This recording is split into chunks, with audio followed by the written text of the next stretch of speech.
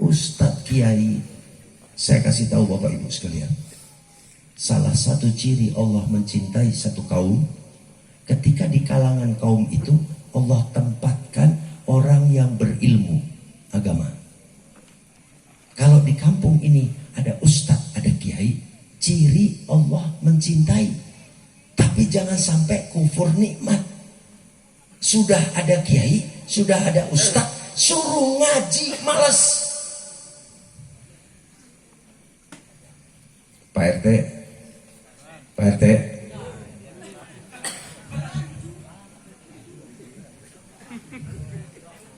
ini kan ada Pak RW, ada Pak Lurah. Saya sih suka apa ya, kalau bahasa pribadi ini suka nggak tega, nyaah karunya ke kiai ustad. Setiap hari mikirin umat, ngajar ngaji, nasehatin. Giliran urusan beras, urusan lauk pauk, suruh nyari sendiri. Nanti datang, tamunya datang, ngasih masalah. Coba di desa ini, di kampung ini, orang-orangnya semua patungan. Nih, tugas kiai berat, tugas ustadz berat. Jangan kita beratin lagi dengan dia mikir urusan perut. Berasnya kiai kita tanggung setiap bulan, lauknya kiai ustadz kita tanggung, patungan. Tapi kiai sama ustadznya mesti ngajarin, kenalin kita ke Allah Ta'alanya, kenalin kita tentang nabinya, kenalin kita tentang agamanya, kenalin kita tentang akhlak wa adab. Kiai sama ustadz ngascicing ulah, pusing mikirin beas jeung lauk. Siap tuh Pak RT. Ya kumaha Pak RW eta mah bin. Pak RW siap tuh Pak RW. Ya kumaha Pak Lurah eta mah bin.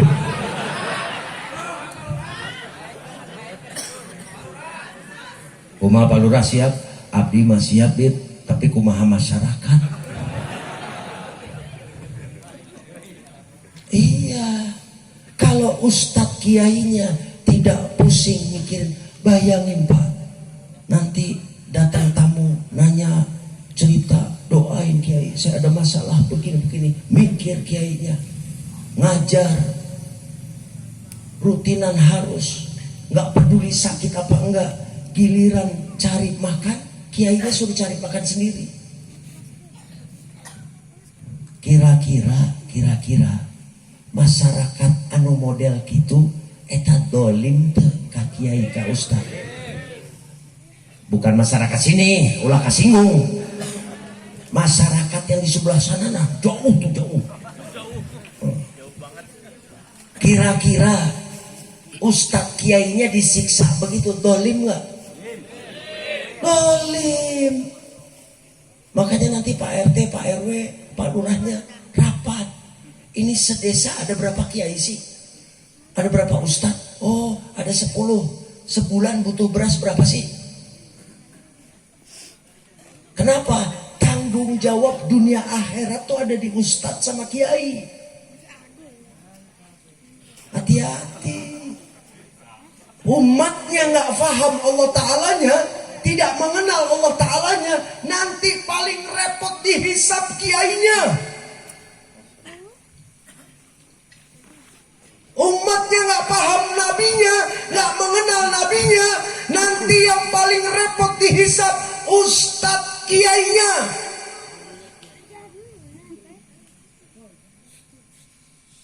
Kesian nggak? Oh Allah, kesian nggak? Amin, insya Allah, mudah-mudahan ya. Kalau zaman dulu beda. Boleh tanya sama yang tos aki-aki ayeuna. Kalau zaman dulu mama ajengan baru ngucap nih. Duh, hoyong ngadakan rajaban paman nih. Baru ngucap gitu, langsung masyarakatnya sibuk. Yang punya beras dianterin, yang punya kambing dianterin. Kenapa? Ini kiai, mama ajengan jangan sampai pusing mikirin acara rajaban. Leres tuh. Saya ngalami Pak. Zaman sekarang luar biasa. Eta panitia proposal modal mandir datang ke rumah, jawabannya sama, muludan deui, muludan deui. Raja Bandei, Raja Bandei. Padahal muludan memperingati siapa? Baginda Nabi besar Muhammad.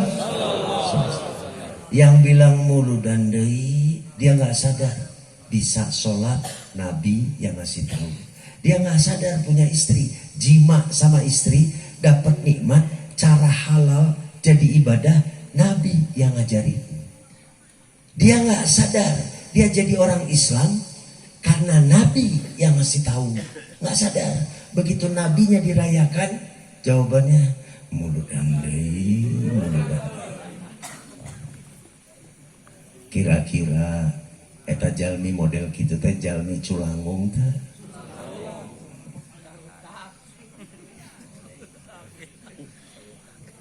Rajaban juga sama, memperingati peristiwa Isra wa Mi'raj baginda Nabi besar Muhammad sallallahu alaihi wasallam.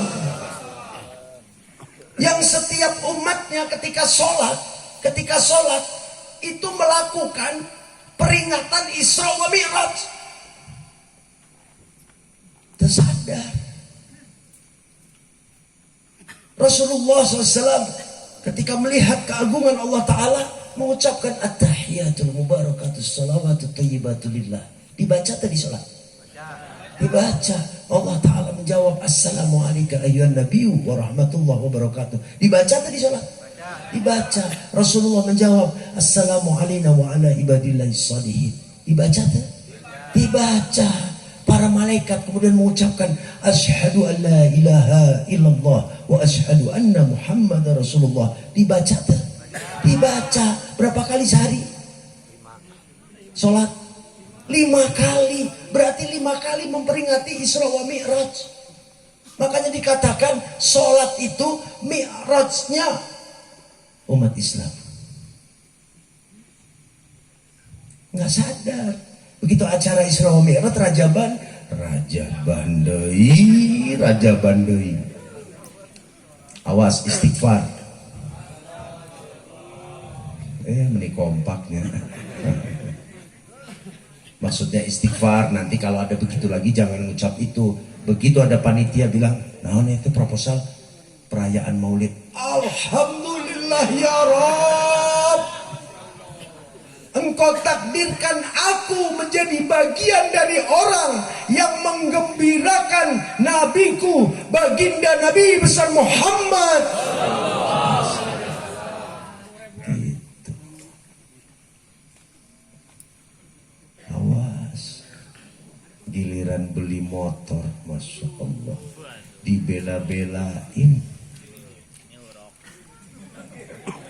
Giliran beli rokok, Masya Allah, dibela-belain. Maulid setahun sekali, merengut. Maulid setahun sekali. Ya hadirin, punten ya punten, memberi motivasi. Dah, itu cerita tadi. Sekarang saya sedikit sebelum nanti kita baca, karena malam ini sampai jam berapa Pak Lurah? Hah? Bebas? Jam 2? Siap? Jam 3? Siap? Memang hobi nyiksa.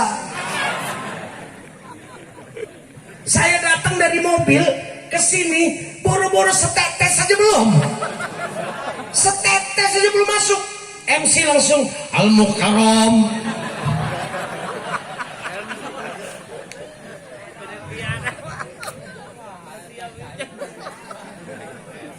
Ketika saya berdiri, kaki saya goyang, baru sadar. Tapi pakai dongkap. Kursi. Dipasang kursi, kayak meja. Kumaha meja. Tapi itu bukti apa? Bukti cinta ke saya. Shollu ala Nabi.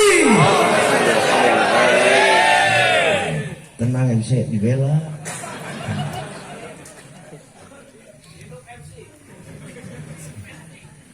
Baik, nanti ini acaranya setelah ini kita baca Risalatul Mustafa. Kitab Risalatul Mustafa ini nggak banyak isinya. Isinya cuma Asmaul Husna, kemudian sholawat munjiat dan sholawat basairul khairat. Saya tukil ini saya ambil dari apa yang dituliskan oleh Tuan Syekh Abdul Qadir Jilani Qaddasallahu sirrahu. Ya, Asmaul Husnahnya nanti ada cara bacanya. Makanya permintaan dari sahibul panitia, Habib kalau bisa diijazahkan nggak ada masalah. Nanti insya Allah saya ijazahkan. Cuman kitabnya karena terbatas, nanti panitia yang belum kebagian kitabnya nggak ada mahar, ya, nggak ada mahar. Kalaupun maksa pakai mahar, doain saya aja, Mas Eta. Jadi nggak pakai mahar-mahar. Nanti kitab yang belum kebagian nanti lapor sama panitia, biar panitia nanti ngasih tahu ke majelis. Nanti insya Allah dicetak lagi dikirim. Ya, tapi intinya dari yang ada jangan difotokopi.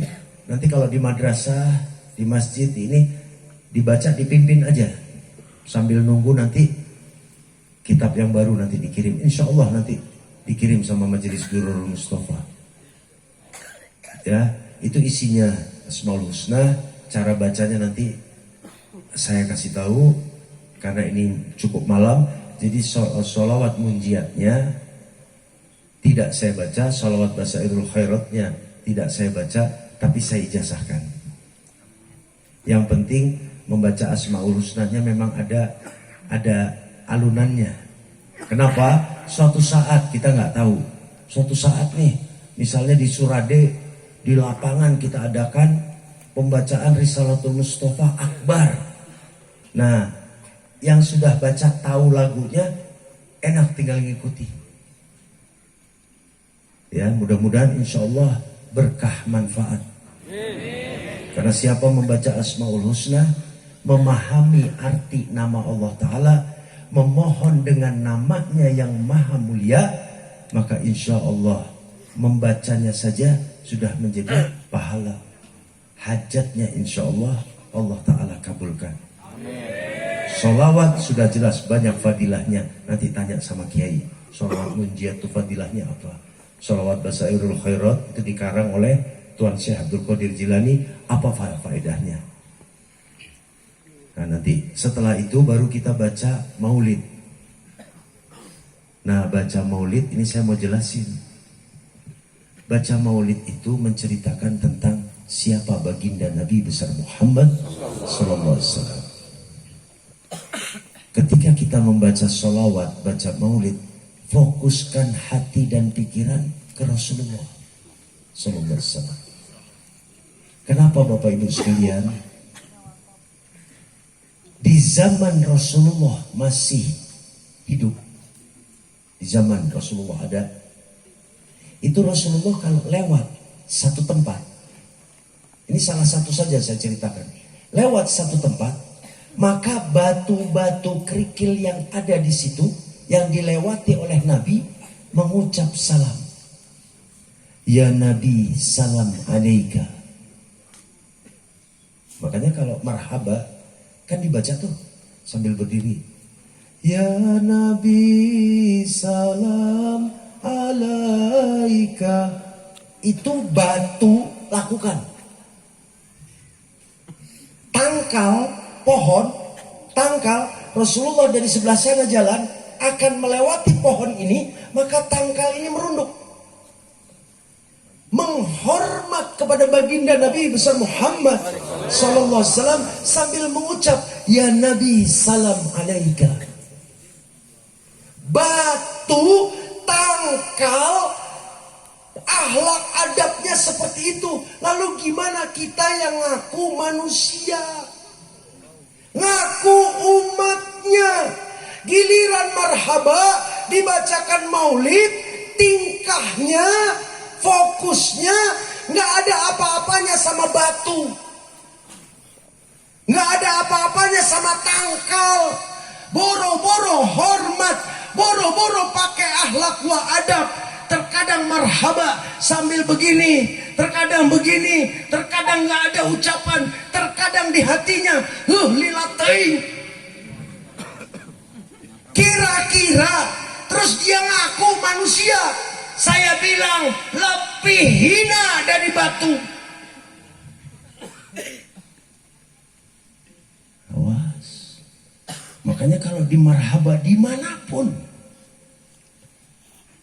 makanya dulu saya suka marah kalau pas acara maulid. Saya tanya sama panitia, baca maulidnya udah belum? Udah. Kapan? Pada maghrib. Di mana? Di masjid. Yang hadir 5 orang yang baca santri. Terus kiai ustadznya di rumah ngerokok. Loh, kan ini acara maulid. Iya, Beb. Jadi yang penting apa? Paling penting ceramah, Beb. Yang ditunggu-tunggu penceramah. Oh, jadi kalau baca maulid, ketika baca marhaban ya nurul aini. Marhaban artinya apa? Wilujeng sumping, selamat datang ya nurul aini, wahai cahaya mataku, Jadal Husaini, kakek Sayyidina Hasan, Sayyidina Husain. Sahadat baginda Nabi besar Muhammad sallallahu alaihi wasallam, kunaon anu diantos-antos anu ceramah. Memangnya yang ceramah lebih mulia dari Nabi? Memangnya yang ceramah lebih tinggi pangkatnya dari Nabi? Kebalik-balik. Kenapa? Karena nggak kenal sama nabinya. Lebih gila lagi, eta kiai, eta ustad, nitah santri, baca marhaba, kiai nerima tamu, ngarokok, makan, duduk, sila, nggak peduli sama maulid. Seerte anu gitu. Insya Allah di sini mah enggak. Kenapa? Lihat di jadwal acara puncak maulid terakhir. Benar ya? Ceramah teh bonus. Boleh ada, boleh enggak. Kenapa? Yang ditunggu-tunggu hadirnya baginda Nabi besar Muhammad sallallahu alaihi wasallam. Itu ya Pak. Makanya nanti punten ya punten. Saya masih merokok.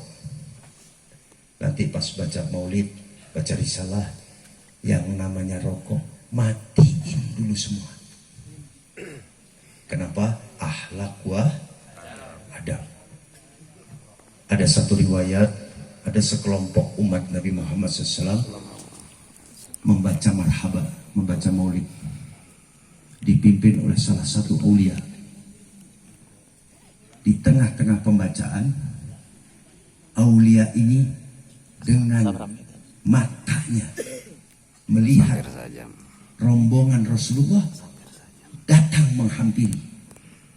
Begitu mendekat, berbalik arah, pergi. Kaget. Kenapa? Kok nggak jadi datang? Tadinya sudah, ya Allah, hadir Rasulullah. Tiba-tiba berbalik. Malamnya dia bermimpi. Dikatakan tidak jadinya rombongan tersebut karena ada satu orang yang merokok pada saat dibacakan marhaba. Maka sejak saat itu para habaib yang memahami ini melarang. Nanti setelah selesai, mangga jangan satu, mau langsung 5 boleh.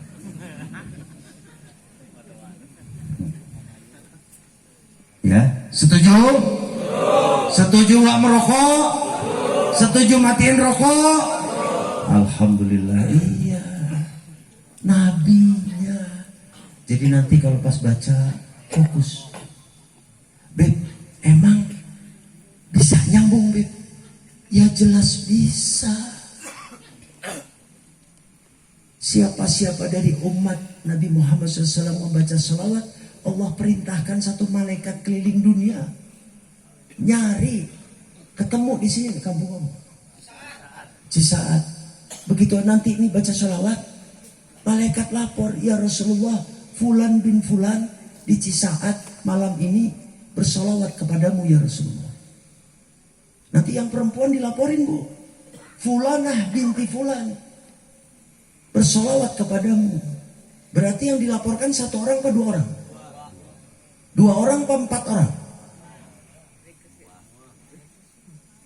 Kalau laki, Fulan bin Fulan, berarti dia dan bapaknya. Bisa saja bapaknya sudah meninggal, ikut dilaporin. Bisa saja bapaknya nggak hadir di tempat sini karena lagi sakit, ikut dilaporin sama malaikat. Yang perempuan